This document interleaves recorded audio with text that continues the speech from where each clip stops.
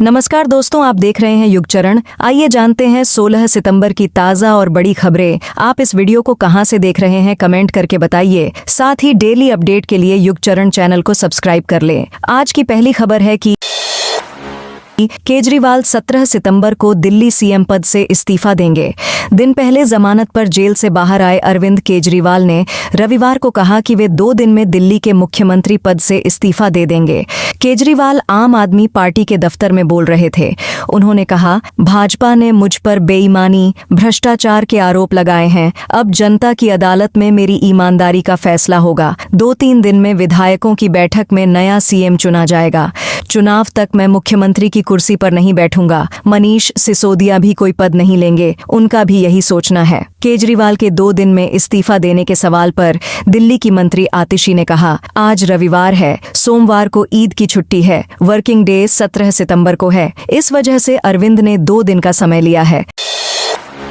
अनिल विज की सीएम पद पर दावेदारी। हरियाणा के पूर्व गृह मंत्री और अंबाला कैंट के भाजपा उम्मीदवार अनिल विज ने मुख्यमंत्री पद पर दावा ठोका है। उन्होंने रविवार को प्रेस कॉन्फ्रेंस की। इसमें विधायक मंत्री रहते हुए खुद के कराए काम गिनवाए। विज ने कहा, मैं सबसे सीनियर नेता हूं, अपनी सीनियरिटी के दम पर मुख्यमंत्री बनने का दावा पेश करूंगा। पार्टी बनाती है या नहीं, यह उनका फैसला है। विज से पहले गुरुग्राम से सांसद और केंद्रीय मंत्री राव इंद्रजीत सिंह भी सीएम पद के लिए अपना दावा पेश कर चुके हैं।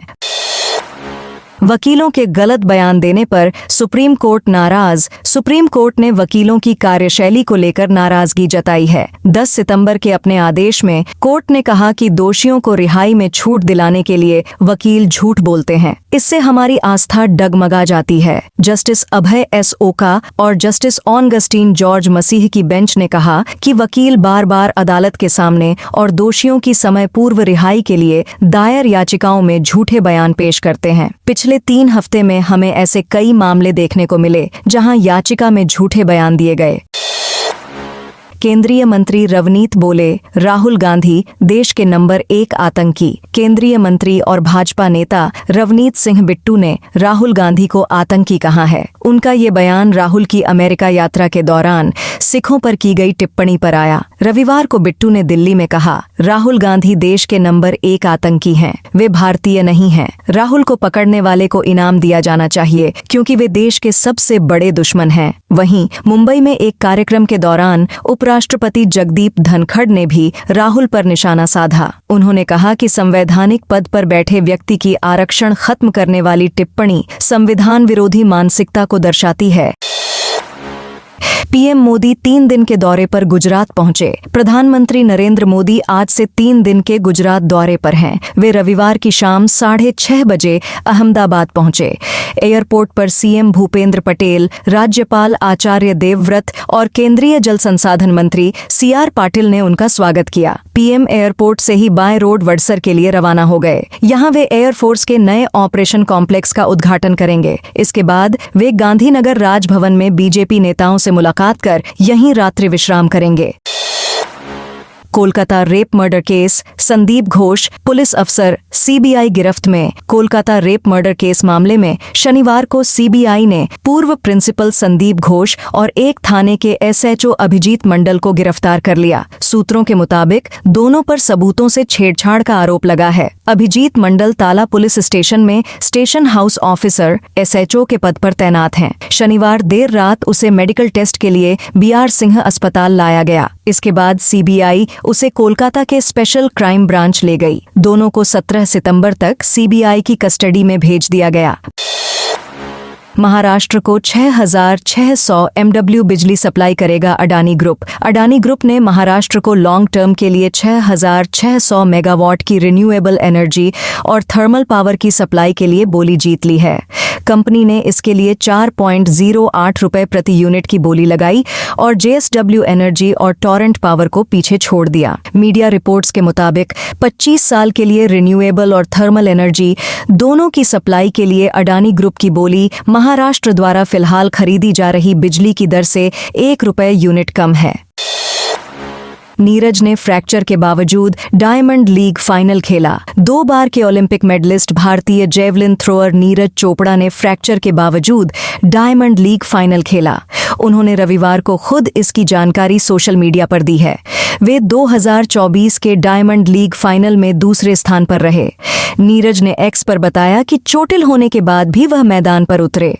उन्होंने कुछ तस्वीरों के साथ ही एक्स-रे भी शेयर किया है। हरियाणा चुनाव ड्यूटी में लगे 18 रिटर्निंग अधिकारी अयोग्य। हरियाणा विधानसभा चुनाव में ड्यूटी कर रहे 18 returning officer RO, HCS officer की योग्यता पर सवाल उठ गए हैं। इसकी वजह उनकी 5 साल से कम एचसीएस सर्विस का होना बताया जा रहा है। इसकी शिकायत भारतीय चुनाव आयोग ईसीआई तक पहुंच गई है। इस मामले की शिकायत प्रशासनिक मामलों के जानकार एडवोकेट हेमंत कुमार ने की है। दरअसल 2020 के पास आउट एचसीएस को रिटर्निंग ऑफिसर आरओ की जिम्मेदारी दी गई है।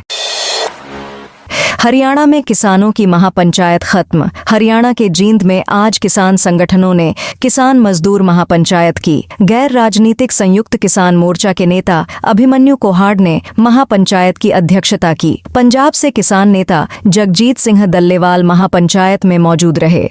इस दौरान अनाज मंडी में भारी पुलिस बल तैनात रहा। महापंचायत में किसानों ने ऐलान किया कि 22 सितंबर को पिपली में महापंचायत का आयोजन किया जाएगा। साथ ही सरकार के खिलाफ रैलियां भी निकाली जाएंगी। यूपी बिहार के लिए चलने जा रही ये 6 स्पेशल ट्रेनें दिवाली और छठ के त्योहार पर ट्रेनों में भारी भीड़ होती है। इन त्योहारों पर लोगों को ट्रेनों में अपने घर जाने में काफी परेशानी का सामना करना पड़ता है। वहीं अब रेलवे ने इसके लिए खास प्लानिंग की है। त्योहारों पर ट्रेनों में भीड़ को कम करने के लिए रेलवे ने स्पेशल ट्रेन चलाने का फैसला किया है। दरअसल ये सभी ट्रेनें दिल्ली से चलेगी। इससे लोगों को त्योहारों में घर जाने में आसानी होगी। देश को मिली 12 नई वंदे भारत एक्सप्रेस। प्रधानमंत्री नरेंद्र मोदी आज 12 नई वंदे भारत एक्सप्रेस ट्रेनों को हरी झंडी दिखाने जा रहे हैं, जिससे भारत के रेलवे नेटवर्क में एक बड़ा विस्तार होगा। ये ट्रेनें देश के विभिन्न हिस्सों जैसे गुजरात, राजस्थान, तेलंगाना, आंध्र प्रदेश, बिहार, पश्चिम बंगाल, झारखंड, ओडिशा, उत्तर प्रदेश और असम को जोड़ेंगी। इन ट्रेनों के माध्यम से यात्रा का समय घटेगा और आरामदायक सुविधाएं मिलेंगी। इसके साथ ही पीएम मोदी देश की पहली वंदे मेट्रो का भी उद्घाटन करेंगे। बंगाल को दुर्गा पूजा से पहले बड़ा तोहफा। गया और हावड़ा के निवासियों के लिए एक अच्छी खबर यह है कि इन 2 प्रमुख स्टेशनों के बीच एक नई वंदे भारत एक्सप्रेस ट्रेन 15 सितंबर को शुरू की जाएगी। प्रधानमंत्री नरेंद्र मोदी रविवार को वर्चुअली इन ट्रेनों को हरी झंडी दिखाएंगे, जिनका नियमित संचालन 18 सितंबर से शुरू होने की उम्मीद है। इसके अलावा गया के यात्रियों के लिए वाराणसी और देवघर के बीच एक नई वंदे भारत एक्सप्रेस भी शुरू की जाएगी और यह ट्रेन गया से होकर गुजरेगी। 20 सितंबर को डिलीट हो जाएगा अकाउंट। इस साल कई यूजर्स को गूगल से एक ईमेल मिला जिसमें बताया गया था कि जिस गूगल अकाउंट का उन्होंने 8 महीने से इस्तेमाल नहीं किया है, उसे 20 सितंबर को जीमेल, फोटो और डॉक्यूमेंट्स समेत हटा दिया जाएगा। अगर आपको भी ऐसा कोई ईमेल आया है तो घबराएं नहीं। कुछ स्टेप्स को फॉलो करके आप अपने अकाउंट को बचा सकते हैं। हालांकि बहुत से लोग गूगल की इस इनएक्टिव पॉलिसी के बारे में पहले से जानते हैं। तो दोस्तों, ये थी आज की बड़ी खबरें। आपने अभी तक युग चरण को सब्सक्राइब नहीं किया तो कर लें।